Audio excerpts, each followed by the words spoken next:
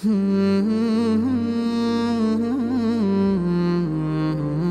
اللہ الرحمن الرحیم انه من يأتي ربه مجرما فإن له جهنم لا يموت فيها ولا يحيا ومن يأته مؤمنا قد عمل الصالحات فأولئك لهم الدرجات العلى جنات عدن تجري من تحتها الأنهار خالدين فيها وذلك جزاء من تزكى۔ سورۃ طٰہٰ کی تفسیر چل رہی تھی اور اس میں واقعہ موسیٰ علیہ السلام اور فرعون کا تھا، اور واقعہ یہاں تک پہنچا تھا کہ موسیٰ علیہ السلام کا فرعون سے مقابلہ ہوا، اور فرعون سے نہیں بلکہ ان کے جو پورے مصر سے جمع کیے ہوئے جادوگر تھے ان سے مقابلہ ہوا۔ اور جیسے ہی ان جادوگروں نے دیکھا کہ موسیٰ علیہ السلام نے جو اپنا داؤ پیش کیا ہے، اپنی باری چلی ہے، یہ جادو نہیں ہے بلکہ یہ تو حقیقت میں جو لاٹھی ہے وہ سانپ بن گئی ہے اور یہ معجزہ ہے، تو فوراً وہ ایمان لے آئی اور انہوں نے کہا کہ ہم اپنے رب پہ ایمان لائے ہیں تاکہ وہ ہماری غلطیوں کو معاف کر دے، اور ہم نے جو جادو کیا ہے، یہ فرعون نے جو ہمیں جادو پہ مجبور کیا ہے، اللہ ہمیں اس پہ معاف کر دے۔ اور پھر یہ مزید آگے انہوں نے دعوت دی، فرمایا بے شک وہ شخص جو مجرم بن کے اپنے رب کے پاس آئے گا پس اس کے لیے جہنم ہے، نہ اس میں مرے گا نہ زندہ ہوگا، اور جو کوئی بھی مومن بن کے آئے گا جس نے عمل صالح کیے ہوں گے فَأُولَئِكَ لَهُمُ الدَّرَجَاتُ الْعُلَىٰ، تو بس یہی لوگ ہیں جن کے لیے بلند درجے ہیں۔ اور پھر فرمایا جنات عدن، ہمیشگی کی جنتیں ہیں، تجری من تحتها الانہار خالدین فیہا، کہ جس کے نیچے نہریں بہتی ہوں گی، خالدین فیہا، ہمیشہ اس کے اندر رہیں گے، وذالک جزاء من تزکا، اور یہ جزا ہے اس کی جو پاک ہوا۔ جنت کا تذکرہ آیا تھا اور اس میں جنت کی نہروں کا تذکرہ آیا تھا۔ اللہ کے نبی صلی اللہ علیہ وسلم نے فرمایا کہ جب بھی اللہ سے سوال کرو تو فردوس کا سوال کرو، کیونکہ فردوس جو ہے یہ اعلی جنت ہے اور اس کے اوپر رحمان کا عرش ہے، اور یہیں سے جنت کی نہریں پھوٹتی ہیں۔ اور یہ جنت کی نہریں کتنی ہیں؟ قرآن میں آتا ہے کہ یہ، اور حدیث میں آتا ہے یہ 4 نہریں ہیں۔ سورہ محمد کی غالباً آیت ہے کہ مثل الجنت التي وعد المتقون فيها انہار من ماء غیر آسن، کہا اس جنت کی مثال جس کا وعدہ متقیوں سے کیا گیا ہے، کہا اس میں نہریں ہیں اس پانی کی کہ وہ پانی اپنا رنگ نہیں تبدیل کرتا۔ دنیا میں پانی ہوتا ہے، آپ کہیں چھوڑ دیں تھوڑے دنوں بعد جتنا ہی پاک صاف پانی کیوں نہ ہو، آپ کا فلٹر کا پانی بھی کیوں نہ ہو، جتنا ہی صفائی ستھرائی اور کلیئر پانی کیوں نہ نظر آ رہا ہو، وہ پانی چند دنوں میں اپنا رنگ تبدیل کر لے گا، کائی جمنا شروع ہو جائے گی، برتن چاہے جتنا صاف کیوں نہ ہو، ماحول جتنا صاف کیوں نہ ہو۔ تو فرمایا جنت کی جو نہر ہے وہ ایسی ہوگی کہ اس کا پانی اپنا رنگ نہیں بدلے گا۔ تو کچھ نہریں ہوں گی وہ ایسے پانی کی ہوں گی جو بالکل صاف ستھرا پانی ہوگا۔ پھر فرمایا کہ وہ انہار من لبن لم یتغیر طعمہ، کہ کچھ ایسی نہریں ہوں گی جو کہ دودھ کی نہریں ہوں گی، اور لم یتغیر طعمہ، وہ دودھ بھی ایسا ہوگا کہ جس کا ذائقہ تبدیل نہیں ہوگا۔ دنیا میں دودھ ہوتا ہے، وہ جب گائے کے یا بکری کے تھنوں سے نکلتا ہے تو بسا اوقات اس میں گائے بکری کے جسم کے کھال کے کچھ بال اس کے اندر آ جاتے ہیں، یا پھر اس کے ارد گرد کچھ گرد و غبار ہوتا ہے، وہ دودھ کے اندر گر جاتا ہے۔ تو دودھ دھونے والے کو اس کو چھاننا پڑتا ہے، اور پھر اس دودھ کو تھوڑی دیر چھوڑ دیا جائے تو کیا ہوتا ہے، وہ اپنا رنگ بھی تبدیل کر لیتا ہے، وہ اپنا ذائقہ تبدیل کر لیتا ہے، اور وہ بسا اوقات تھوڑی دیر بعد پھٹ جاتا ہے، یہاں تک کہ آپ صاف دودھ میں تھوڑا سا پرانا دودھ ڈال دیں اور اس کو ابال دیں تو کیا ہوتا ہے، وہ صاف دودھ بھی تھوڑے سے خراب دودھ کی وجہ سے پھٹ جاتا ہے۔ کوئی انسان پی لے تو کیا ہوتا ہے، ذائقہ تو چلو خراب لگے لیکن وہ جب پیٹ میں جاتا ہے تو سارا دن انسان کا پیٹ خراب کر دیتا ہے، بعض اوقات اسپتال جانا پڑ جاتا ہے، اتنی طبیعت خراب ہو جاتی ہے۔ کہا جنت میں جو دودھ کی نہریں ہوں گی، یہ دودھ ایسا نہیں ہوگا جس کا ذائقہ بھی تبدیل ہوگا، پھٹنا پھٹانا اور خراب ہونا تو بہت دور کی بات ہے۔ تو ایک ہے پانی کی نہریں اور دوسری ہیں دودھ کی نہریں، اور تیسری کس چیز کی نہریں ہیں کہ وہ انہار من خمر لذت للشاربین، کہ اس میں نہریں شراب کی نہریں ہوں گی۔ دنیا میں جو شراب ہے وہ جس پروسیس سے ہو کے بنائی جاتی ہے، گزرتی ہے، اس میں شراب میں پینے والے کو صرف چسکا آتا ہے،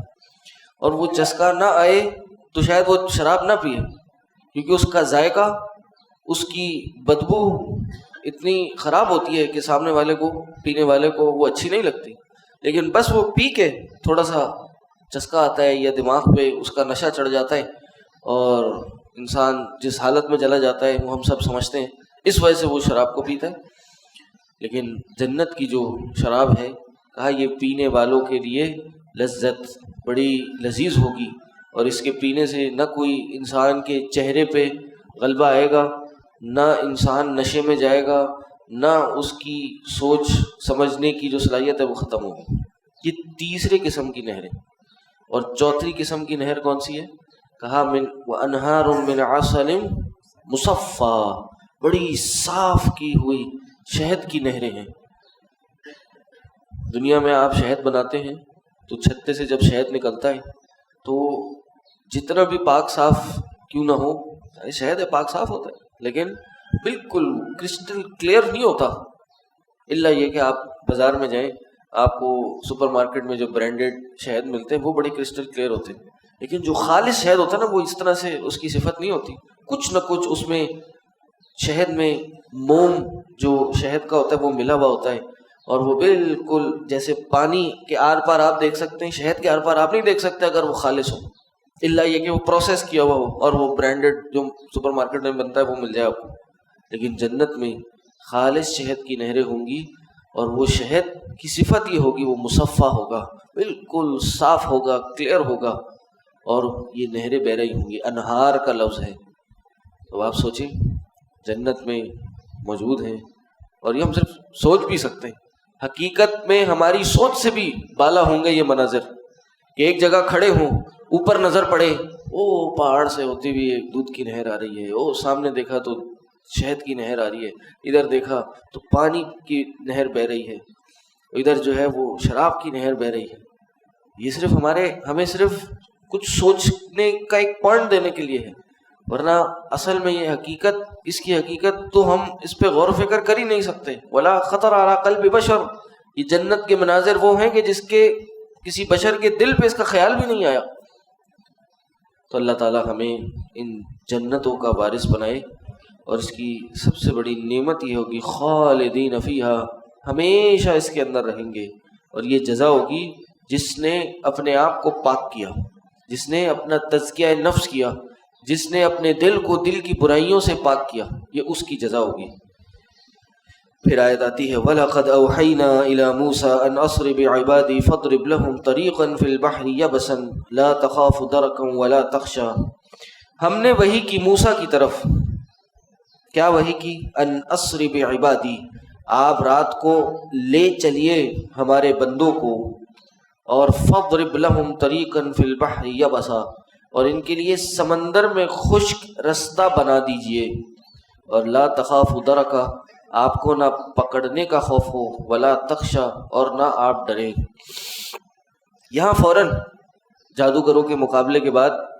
موسیٰ علیہ السلام کو جب وہ مسلمان ہو گئے، یہاں فوراً وہ تذکرہ ہے کہ موسیٰ آپ لے نکلیے ہمارے بندوں کو، حالانکہ اس بیچ میں بہت لمبا عرصہ ہے جو یہاں محذوف ہے، اور آیتوں میں سورہ اعراف وغیرہ میں موجود ہے کہ جب یہ جادوگر مسلمان ہو گئے، موسیٰ علیہ السلام کے ساتھ شامل ہو گئے، تو ایک طویل عرصہ گزرا جب یہ فرعونیوں نے ان مسلمانوں پر، موسیٰ اور ان کے ساتھ والے لوگوں پر ظلم کرنے شروع کیے، اور یہ ظلم کرتے گئے، اللہ کی طرف سے ان پہ آزمائشیں آتی گئیں۔ یہ فرعونیوں پہ کئی قسم کے آزمائش کے طور پہ عذاب آتے رہے، ٹڈی کا عذاب، جوؤں کا عذاب، خون کی آزمائش، طوفان آیا، اور بھی وغیرہ وغیرہ۔ اور یہ صرف اس لیے آتا تھا کہ یہ فرعونی اپنے ظلم کرنے سے بچ جائیں، اور یہ ہوتا بھی تھا، عذاب آتا تھا اور یہ گھبرا جاتے تھے، اور یہ پھر موسیٰ علیہ السلام کے پاس جاتے تھے اور کہتے تھے جی اب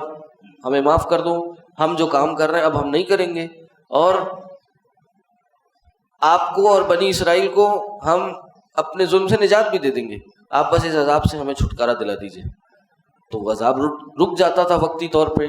ٹل جاتا تھا، لیکن پھر کیا ہوتا تھا، یہ فوراً اپنی روش پہ واپس آ جایا کرتے تھے، اور پھر ایک نیا عذاب آیا کرتا تھا۔ تو ایک طویل عرصہ یہ کئی عذابوں کے ساتھ اور آزمائشوں کے ساتھ گزرا، سب میں یہ فرعونی فیل ہوئے، اور پھر آخر میں اللہ کے رسول موسیٰ علیہ السلام کو حکم ہوا کہ وَلَقَدْ أَوْحَيْنَا إِلَىٰ مُوسَىٰ أَنْ أَسْرِ بِعِبَادِي، کہ رات کے ٹائم آپ ہمارے بندوں کو لے چلیے اور ان کے لیے زمین میں ایک رستہ بنائیے۔ یہاں بھی مختصر ہے کہ رات کے ٹائم لے چلیے۔ اب یہ فرعون نے کیا کرا، فرعون نے جب ان کو نکلنے کا حکم ہوا تو پتہ چلا فرعون کو، تو اس نے پورے علاقے میں، مصر میں بات پھیلا دی کہ یہ جو ایک چھوٹی سی قوم ہے یہ ہمارے بغاوت پہ آ چکی ہے، ان کا سوشل بائیکاٹ کیا جائے اور ان کی باتوں میں نہ آیا جائے، بلکہ یہ تو ایک چھوٹی جماعت ہے اور قلیل بہت تھوڑے لوگ ہیں، تو یہ ہمارا کچھ نہیں بگاڑ سکتے، تو ان کی پرواہ نہ کی جائے، ان کی جماعت میں بھی شامل نہ ہوا جائے۔ اور پھر جب موسیٰ علیہ السلام اور ان کی قوم نکل گئی، پیچھے سے فرعون اور فرعون کی قوم بھی نکلی اور ان کا پیچھا کرتے ہوئے نکلی، رات کے ٹائم یہ نکلے، اس کے بعد یہ نکلے، پیچھے سے فرعون، چلتے چلتے سامنے سمندر آ گیا۔ اب پیچھے فرعون ہے، اس کی قوم ہے، آگے سمندر ہے، تو یہاں پہ مسلمان تھوڑا پریشان ہوئے کہ اب کیا ہوا، اب تو موت ہی آئے گی سامنے۔ تو پھر اللہ نے موسیٰ علیہ السلام کی طرف وحی کی اور ان کو اور ہارون علیہ السلام کو تسلی دی اور کہا کہ نہیں، انی معکما اسمع و ارا، کہ میں آپ کے ساتھ ہوں، جو آپ کر رہے ہیں، جو آپ بات چیت کر رہے ہیں، میں دیکھ بھی رہا ہوں اور سن بھی رہا ہوں۔ اور ایسے ہی نہیں چھوڑ دیا، بلکہ موسیٰ علیہ السلام نے کہا کہ ان معی ربی، میرے ساتھ میرا رب ہے، سیہدین، وہ مجھے ہدایت دے گا، مجھے رستہ ضرور دکھائے گا۔ ایسا نہیں ہے اب آگے سمندر ہے، رب کے کہنے پہ نکلا ہوں، رب کی سنت ہے یہ، جب بھی بندے کو حکم دیتا ہے وہ بندے کے ساتھ رہتا ہے، بندے کی معیت میں رہتا ہے۔ وَكَانَ حَقًّا عَلَيْنَا نَصْرُ الْمُؤْمِنِينَ، ہم پہ حق ہے، اللہ نے کہا کہ یہ ہم پہ ذمہ داری ہے کہ ہم مومنین کی مدد کریں۔ ایسا ہو نہیں سکتا کہ رب کا حکم ہوا ہے اور سامنے کوئی رکاوٹ آ گئی، اب اللہ مجھے کوئی رستہ نہ دکھائے، ایسا ہو نہیں سکتا۔ کہتے ہیں تھوڑی دیر میں حکم ہوا کہ جی اپنی اس عصا کو اس سمندر پہ دے ماریے اور آپ دیکھیں گے کہ سمندر میں رستہ کھل جائے گا۔ اور کہتے ہیں یہی ہوا، انہوں نے اپنا عصا سمندر پہ مارا اور وہ سمندر ایسا کھلا اور سمندر کے درمیان ایسا رستہ نکلا کہ 2 پانی کے پہاڑ بن گئے۔ کیسے پہاڑ بن گئے؟ پانی کی ڈیپتھ اتنی ہے، کبھی سمندر کی ڈیپتھ ہم نے دیکھی ہو تو اتنا یہ ڈیپ سمندر ہے کہ اس کی تہہ تک آج تک انسان صحیح سے جا نہیں سکا۔ کہ ابھی کچھ عرصے پہلے وہ چھوٹے سے ایک کیوب میں بیٹھ کے کچھ امیر زادے گئے تھے، جانے کی کوشش کی تھی، لیکن کیا ہوا، اس تہہ تک نہیں پہنچ سکے اور وہ بلاسٹ ہو گیا اور ان کی موت ہو گئی۔ تو یہ اتنی گہرائی ہے سمندر کی، اور اتنی گہرائی ہے کہ وہاں بعض اس گہرائی تک روشنی تک بھی نہیں پہنچتی۔ تو جب اتنی گہرائی ہے، اور یوٹیوب وغیرہ پہ ویڈیوز ہیں آپ دیکھیے، تو اس میں یہاں تک بتاتے ہیں کہ جو ماؤنٹ ایوریسٹ ہے، دنیا کا سب سے اونچا پہاڑ ہے، یہ بھی سمندر کی کچھ ایسی گہرائیاں ہیں، وہاں پہ پورا ماؤنٹ ایوریسٹ آ سکتا ہے۔ تو آپ سوچیں وہ سمندر ہوگا، اور وہ بہرحال وہ جو سمندر تھا وہ پھٹ گیا اور 2 بڑے پانی کے پہاڑ بن گئے، اور یہاں سے رستہ کھل گیا۔ اب یہاں سے موسیٰ اور ان کی قوم، موسیٰ علیہ السلام اور ان کی قوم آگے چل پڑی، اور پیچھے جب فرعون اور ان کے اس کے ساتھی پہنچے تو انہوں نے دیکھا کہ یہ تو رستہ بن گیا اور یہ تو یہاں سے جا رہے ہیں، تو یہ بھی اسی میں چل پڑے۔ اب وہ آدھے رستے پہ تھے، یہ شروع میں تھے، پھر یہ رستے کے آخر میں تھے اور یہ فرعونی بیچ میں تھے۔ بس جیسے ہی وہ وہاں سے کراس کیے تو بیچ میں یہ پانی واپس مل گیا اور یہ غرق ہو گئے، فرعون اور فرعون کے سارے ماننے والے۔ اسی کو پھر قرآن نے کیا فرمایا؟ فرمایا کہ فَأَتْبَعَهُمْ فِرْعَوْنُ بِجُنُودِهِ فَغَشِيَهُمْ مِنَ الْيَمِّ مَا غَشِيَهُمْ، تو ان کی اتباع کی فرعون نے بِجُنُودِهِ اپنے لشکروں کے ساتھ جنودِهِ فَغَشِيَهُمْ بس اس کو ڈھانپ لیا، من الیم یعنی سمندر نے اس کو ڈھانپ لیا، ما غشیہم جو اس نے ڈھانپا۔ یعنی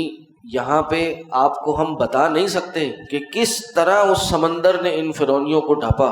اس کی تفصیل کا ادراک آپ نہیں کر سکتے، ہم آپ کو بیان نہیں کر سکتے، یہ کیفیت بیان کے لائق نہیں ہے۔ اس لیے بس آپ یہ سمجھ لیجئے ان کو ڈھانپ لیا جس طرح سمندر نے ان کو ڈھانپا۔ یعنی وہ بڑا ایک خطرناک ڈھانپنا تھا، یعنی ان کو جو غرق کیا، جو ان کو ڈبو دیا، وہ کوئی عام غرق کرنا نہیں تھا اور وہ ختم ہو گئے۔ وَأَضَلَّ فِرْعَوْنُ قَوْمَهُ وَمَا هَدَىٰ، اور فرعون نے اپنی قوم کو گمراہ کیا اور سیدھے راستے پر نہ ڈالا، گمراہ کیا اور سیدھے راستے پر نہ ڈالا۔ یہاں ایک سوال آتا ہے کہ فرعون نے اپنی قوم کو گمراہ کیا اور وما ہدا اور سیدھے راستے پر نہ ڈالا، تو اس سے کیا مراد ہوئی؟ مطلب گمراہ کر دیا تو اس کا مطلب تو یہی ہوتا ہے سیدھے راستے پہ نہیں ڈالا، تو دوبارہ یہ بات کیوں گئی؟ تو اس کے مفسرین نے کئی جواب دیے ہیں۔ اس میں سے ایک جواب یہ ہے کہ یہ فرعون ایک تو اس کی تاکید کے لیے ہے کہ دوبارہ دو بار بات چیت کو پختہ کرنے کے لیے آیا ہے، اور دوسرا یہ فرعون نے دعویٰ کیا تھا نا کہ میں تو ہدایت دینے والا ہوں، تو اس کی بات کا رد ہے۔ اور تیسرا جواب یہ ہے کہ اس فرعون نے ہو سکتا ہے دینی اعتبار سے لوگوں کو گمراہ کیا ہو، لیکن ہو سکتا ہے کوئی دنیاوی فائدہ بھی پہنچایا ہو، دنیا کے معاملے میں کوئی رہنمائی کی ہو، لوگوں کو اس سے کوئی نفع ہوا ہو، تو اس کی بھی تردید ہے۔ یہ فرعون وہ شخص تھا جس نے دینی اعتبار سے بھی گمراہ کیا اور دنیاوی اعتبار سے بھی کوئی فائدہ نہیں پہنچایا، کوئی یہ کسی کے کام نہیں آیا۔ اتنا ظلم کرنے والا یہ بادشاہ تھا، یہ فرعون تھا کہ اس نے دوسروں کو گمراہ بھی کیا اور دوسروں کو ہدایت بھی نہیں دی۔ پھر آگے بنی اسرائیل کو تذکیر ہے، یاد دہانی ہے کہ دیکھو ہم نے کیسے تمہیں نجات دی فرعون سے اور تمہارے لیے کیا کیا نعمتیں عطا کی۔ یہاں سے پھر انشاءاللہ کل پڑھیں گے۔ اللہ سے دعا ہے اللہ تعالیٰ ان سب باتوں کو سمجھنے کی اور اس پہ عمل کرنے کی توفیق عطا کرے۔ وآخر دعوانا الحمدللہ رب العالمین۔ سبحانک اللہم و بحمدک اشہد ان لا الہ الا انت استغفرک و اتوب الیک۔ السلام علیکم ورحمۃ اللہ وبرکاتہ۔